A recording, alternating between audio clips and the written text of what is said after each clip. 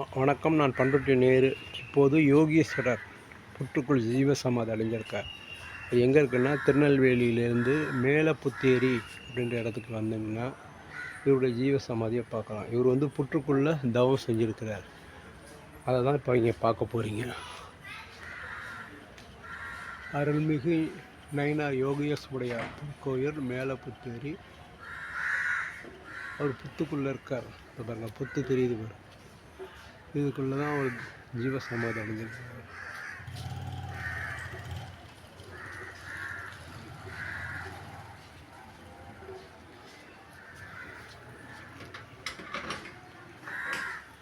பாருங்க விளக்கு.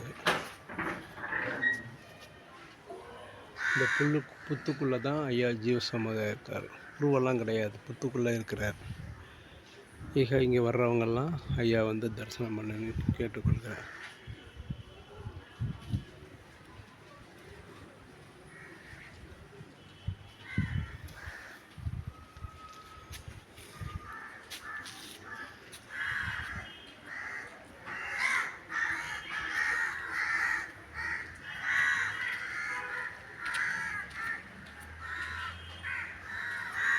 வாழ்க வளர்க.